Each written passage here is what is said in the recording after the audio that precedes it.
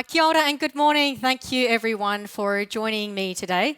So some of you may have just been at my talk earlier. So the organisers asked me to come and do a talk on implementing Agile and success patterns. So my role in CA Technologies is an Agile transformation consultant. And that means I'm lucky enough to go into lots of different organisations and get a broad cross-section of view across private sector, public sector, government, and even a bit of non-profit. Okay, so contrasting that, I'm also lucky enough that in Bupa, in the UK, I was there from day one of Agile up until I left several years ago. So I saw the seed planted, I saw it grow to team level, and then program and portfolio level across our domestic teams and also teams in India and Romania as well. So they said, since you've done Agile in a number of companies and a number of countries, come and share some of the success patterns that you've seen and share them with our audience. So before I do that, let's get a little bit to know each other. I work for CA Technologies. Now, I didn't join them. They came and found me. So last year, I joined a company called Rally Software. Has anyone heard of Rally? Yep, okay, so we didn't go away. We just got a married name. So CA Technologies is our married name. So if you haven't heard of CA Technologies, they've been around for a long, long time, and we kind of have, we're a bit like Noah's Ark. We've got one or two of everything. So everything from servers at one end, mainframe servers, right the way through to Agile and DevOps. So they said they needed some Agile expertise, and it was easier to buy a company that was already a world leader at doing it. So we've been with them for about a year now.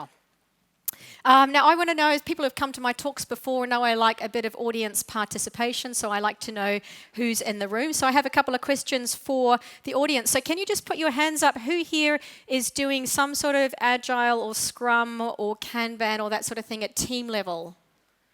Okay, so bright lights, but it looks like about at least 90%. So that's quite common these days. Almost every company I go into these days is doing something somewhere in their organisation. What about at program or portfolio level? So how many people, hand on heart, can say we're at least trying, we've moved it up, we're starting to do it at program and portfolio level? Great, so that's probably about a quarter of the audience. Okay, that's really helpful. So because we've got a good level of knowledge, I'm just going to assume that we know some of the key Agile terms as well. So I won't go into explaining the basic terms. So there's three things we're going to look at today. Firstly, are you ready to change? Then my favorite one, I could talk about this all day, so the people side. So success patterns around training, education, and communication. And a bit about how to start successfully. So if you've been to my talks before, I like to give everyone something that they can take back to their organisation and start using. So where does the journey start? It starts at the beginning. So we have lots of companies approach us. So on our Agile side, we have a product, and we also do coaching, training, and consulting. So organisations often recognise that they need someone else to come in and help them get started. So the first thing I want to find out is, are we actually ready to change? Because lots of people throw around the word Agile, but they don't necessarily know what it means or the impact that it's going to have on the organisation. So I want to find out if they're actually ready. So anytime I go into an organisation and meet with their senior execs, I've got three questions for them. There's no words on my slides, by the way, so you will have to write everything down. But my email address is at the end if you want to follow up. So there's three questions that I ask them. So the first thing I want to know is, who are the senior stakeholders who are sponsoring this? So often, a few years ago in particular, often it was a senior IT exec, okay? These days, I go into companies and sometimes lo and behold, we have an IT exec and a business exec sponsoring it, which is great. We've got both sides of the organisation wanting to work together. So I'm looking for, if we can have a number of execs sponsoring this, rather than one lone exec who's made this his or her stand, okay? What I want to avoid is the wrong person sponsoring Agile, or that there's no real sponsorship. Someone's just heard this word and wants to give it a try. So by the wrong type of sponsorship, let me give you an example. There was a large financial institution that I worked with a little bit last year, And the sponsorship of their Agile initiative, their Agile transformation, had bounced around a number of execs in quite a short period of time. So that was a warning sign to me already. Why is Agile bouncing from exec to exec? And it had settled with the infrastructure manager. Okay. Has anyone here been part of a successful Agile transformation that's been led by the infrastructure manager?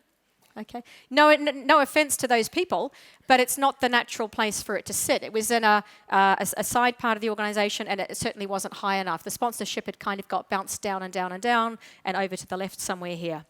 Okay, needless to say, again, it didn't last there very long. Before too long, there was a reorg, and Agile ended up being bounced around to another part of the organization. So that was a bit of a warning sign. Where I've seen it successfully sponsored is, for example, a pension provider, superannuation provider that I worked with earlier this year. So Agile had been talked a lot about for a few years. So some of the IT people had warmed up the business to the idea, started getting some of those concepts across, and started digging into what was really important to the business. So they don't use the A word as much. They talk about it in terms of business objectives. So, oh, look, our pipeline is going to be 30% bigger next year, but we can't hire any additional staff. We're going to have to work in some new ways. How about we try a few of these things? And they use business language rather than Agile language. And over that warming up period, they got the business stakeholders involved. And so we had a joint sponsorship between the business execs and the IT execs. It meant we had much better buy-in from both sides of the organization and a lot less friction. So yeah, the first thing I look for is good senior stakeholder support, and ongoing as well. It's not just a tick box exercise. It's not just turn up on the first day. It's supporting it right the way through. The second thing I look for is a united sense of why we're doing Agile. So I always go back to the why.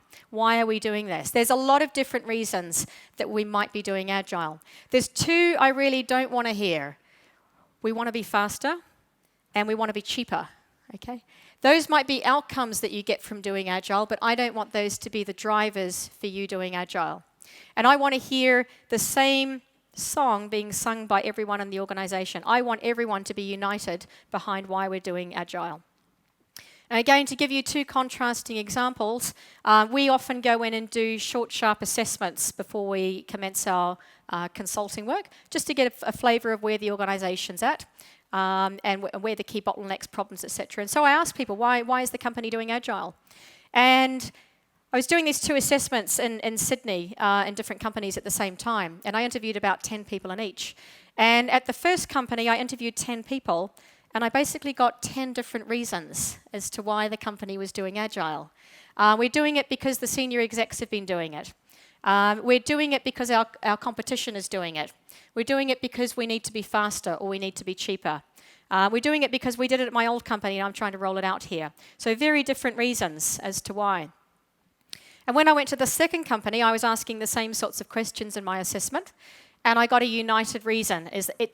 Our development piece is taking us too long because we're in silos. And it's taking us too long to get our product to market. So it wasn't just we want to be faster. It was very clearly articulated that they knew what their problem was and they knew what their desired outcome was in terms of Agile. And more importantly for me, everyone was singing from the same song sheet. So that message had been communicated successfully from senior managers down to the middle management and down to the teams as well. And one thing I picked up, I don't know where I picked this up, but it's really useful, it served me well, is when people in organizations hear the same message communicated by two different people at different levels, they start to listen to that message much more. So that information has been triangulated. So again, when I'm trying to roll out Agile, I'm trying to get the same messages said by different people in different levels of the organization so that we've got that triangulation and people are hearing it repeatedly again and again. So that covers why. The third question I try and find out before we even start Agile is, how urgent is this? Is this actually urgent? Because we need some sort of sense of urgency in order for this to take hold. Now, this was much easier when I was in the UK because we had the financial crisis there. So I was there when Lehman Brothers collapsed, and all of a sudden, customers weren't buying health insurance, in my case, as they were before. Health insurance became a luxury, especially because our biggest customers were actually corporates. So if you're in a nice white-collar job, one of the benefits that you get is free health insurance. And all of a sudden, they were cutting that for their new employees. Now, we had a year to work this out because insurance you pay for in advance, but we kind of just stuck our heads in the sand and thought it would go away, adjusted our PowerPoint figures, etc., and just blindly kept on. That didn't work, and eventually senior managers started to lose their jobs over it, and their replacements worked out that the same thing was going to happen unless they changed the way they operated.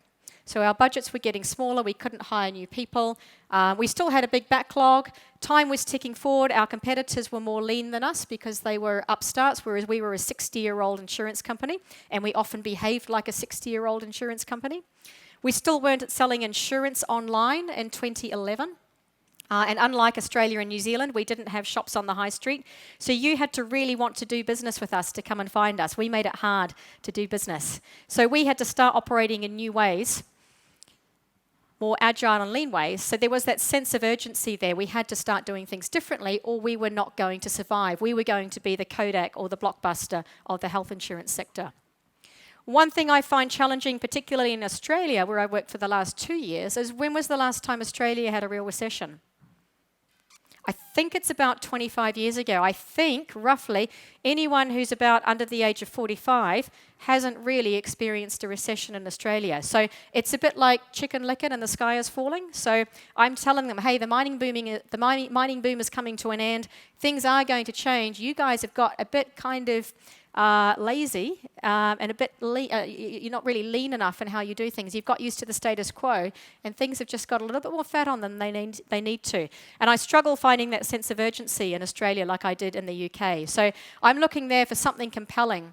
Now, it might be like a company that I was working for in the States last year. They had a legislative deadline. So Obamacare was coming into effect on the 2nd of January. It was 1st of January or the 2nd of January last year. So they had to have their flagship product ready on the 2nd of January, or everyone logging online would go to the competition and buy. And then you've lost all those new customers, and it's much harder to get them back.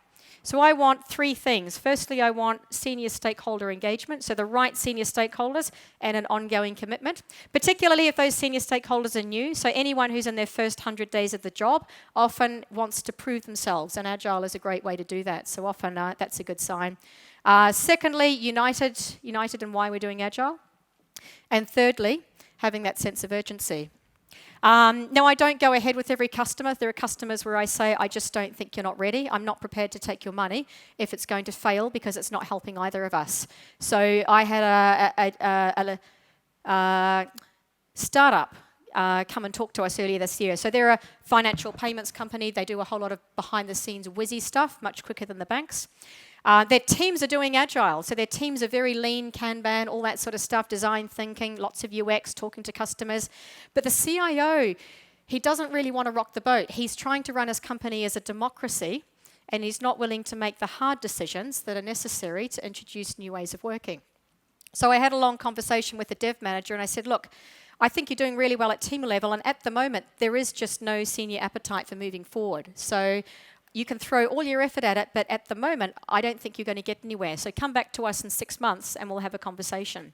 So I'm not willing to move forward when the organisation's not ready because it's just not going to succeed. And I don't want people to say, we tried Agile and it didn't work here.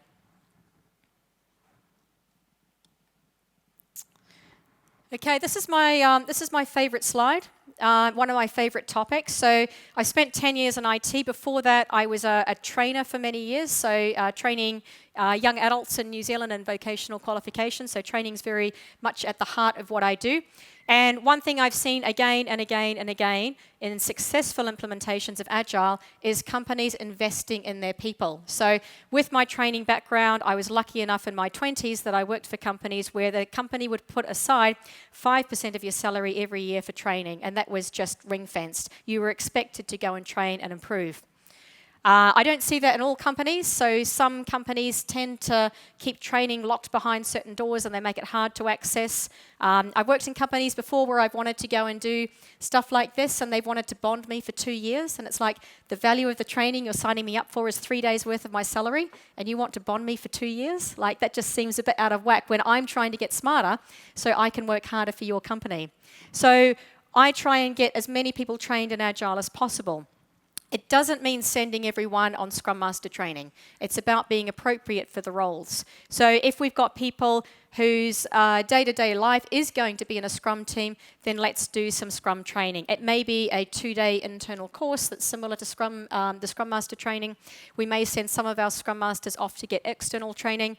At Bupa, we ran 1-hour lunchtime sessions for basically everyone. So we ran them over a long period, and basically everyone who was ever going to talk to anyone Agile came through the 1-hour session and learned the basics. And that really de-threatenized it.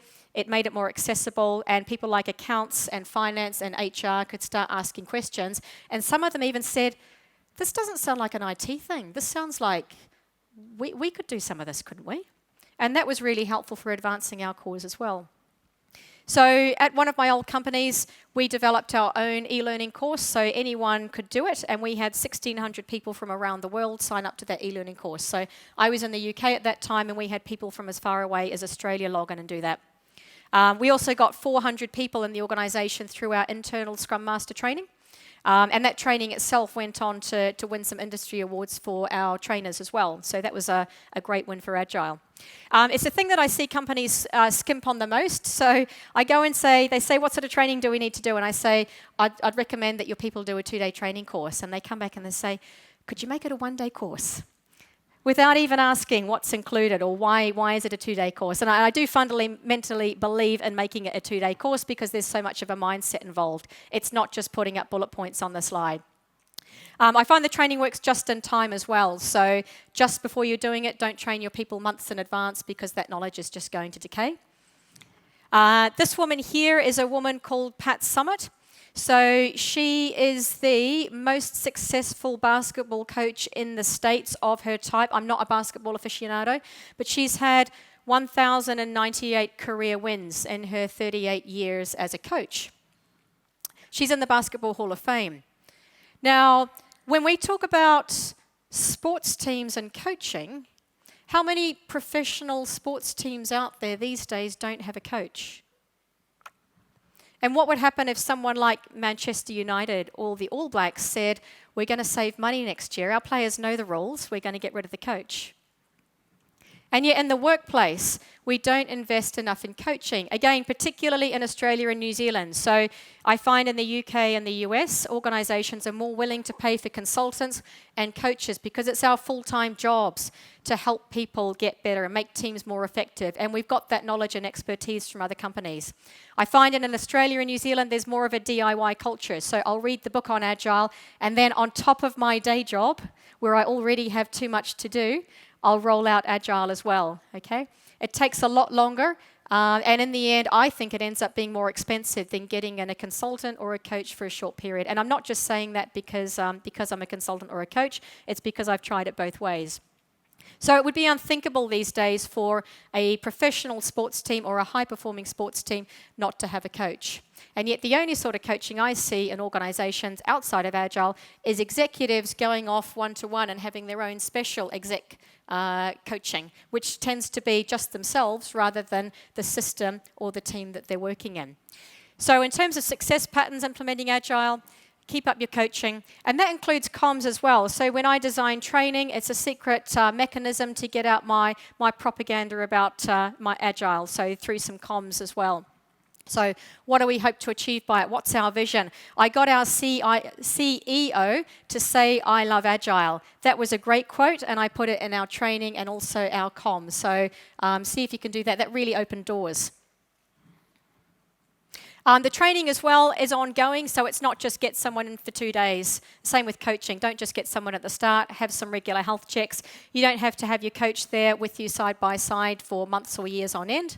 But having regular checks in, it really pays for itself and helps your team become more effective.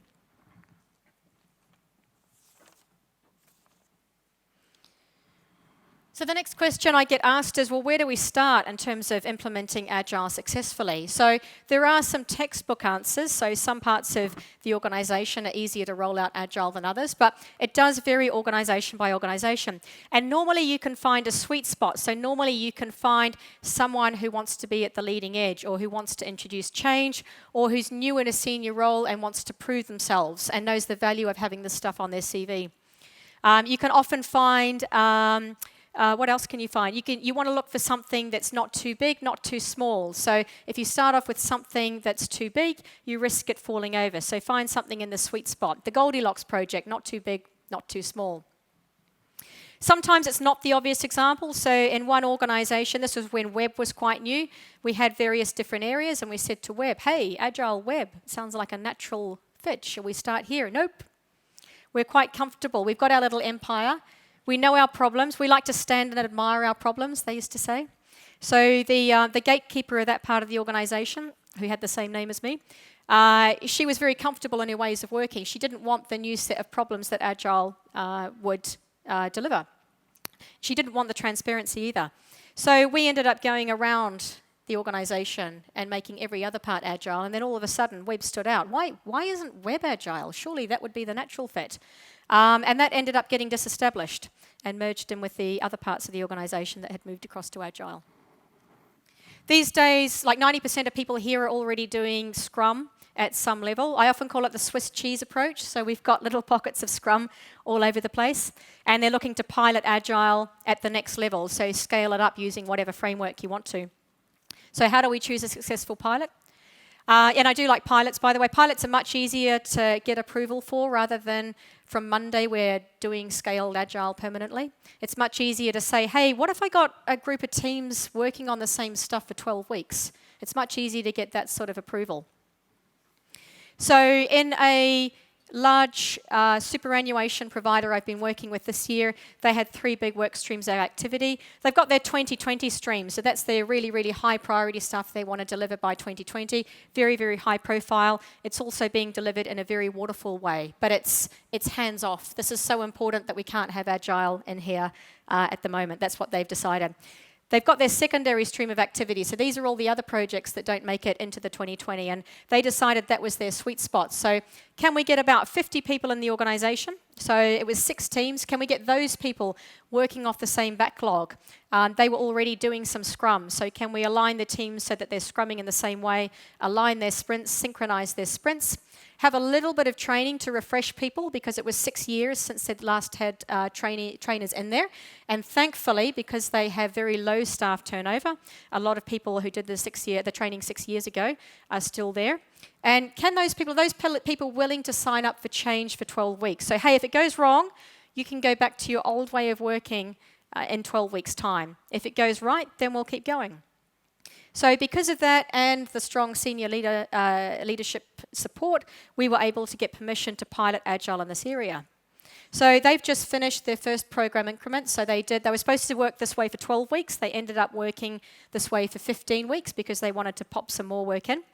And at the first executive meeting we had about this new way of working, we had 17 execs turn up to see this revolutionary way of working, all stuff on the walls for the first time. One of the execs put up her hand and she said, "Is this the first time we've worked this way?" And we all said yes. And she said, "Why were we not doing this years ago?" So just getting that visibility of that pilot and having execs come in and see the benefits of working that way started to kick off conversations in other areas of the company. And now people are saying, well, if this area succeeded, and look, our big, chunky 2020 program, which is already late, is not working so well, couldn't we start using some of the stuff from the Agile pilot in our 2020 program? And gradually that pilot starts to proliferate out into other parts of the organizations. Okay, and the other thing I recommend is going to the Gamber. Who's heard the word Gamber before? Cool. So I always say if you learn Agile or Lean, you pick up Japanese along the way. So Gamber is about going to the source, going to the coalface, going to where things actually happen. It may be to where our external customers are, and our keynotes yesterday did a great job of saying, go out and talk to your customers. It may be going to your Scrum teams and sitting with them, talking to them, getting your execs to do that. So CIO at a former company was great at this. She was a great champion, and she would just walk into a sprint planning meeting, sit down with the team and say, don't mind me, just carry on. We'd never had a CIO do that before. Another CIO at an Australian company I went to last year, he walked me along all his team walls and he could tell me exactly what each team was working on. He wasn't looking at notes, he just knew because everything is up on big walls and he's connecting with the teams all the time. He's going and talking to the teams. He's probably the most connected CIO I've ever seen. So go to the Gamber and find out from the teams, in terms of this Agile transformation, what does success look like for you? What are your actual problems now? Because they're probably different to what I think.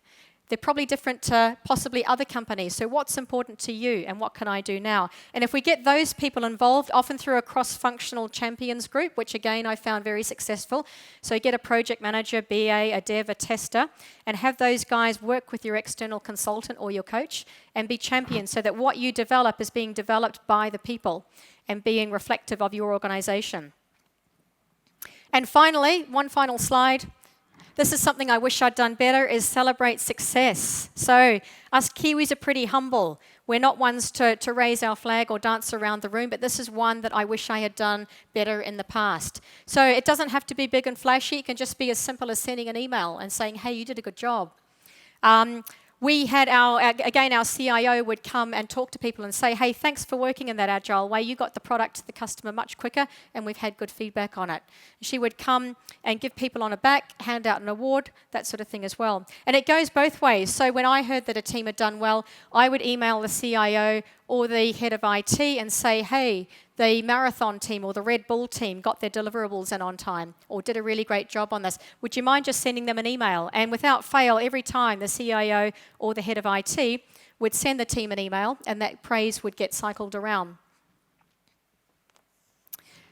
Finally, I'm out of time here, but if you're interested in learning more about high-performing teams, this is one of the best books I've ever read. No surprises to anyone who knows me. It's got a sporting theme. So it's all about talent being a myth and about the power of purposeful practice. So it's written by an Olympic table tennis player from Great Britain. If you don't like reading, and even if you don't like sport, it's still a good read. It's really practical, and it's about the power of purposeful practice. So about how doing things, improving that 1%, that Kaizen every time, continuous improvement. So staying focused on why you're doing things and looking at how the team performs as a whole to get up to this level here. So it's a good Christmas read, Christmas coming up, so good Christmas read for you or someone that you know. So I think that's my final slide. We do have... Oh yeah, I like to get a bit of feedback from people as well. We do this at the end of some of our ceremonies or our meetings or our big room planning events. So I like to get feedback from the audience about whether they found the session useful. So we do what's called a fist of 5. So if you found the session a complete waste of time and you wish that you'd eaten more cakes out in the morning tea area, then it's a 1. If it was, not that great, a 2. Fairly useful, 3. If it was pretty good, 4. And if it was really good, then a 5. Can we just get a quick show of hands? I'd just like to get some feedback. Oh, cool. Thank you very much.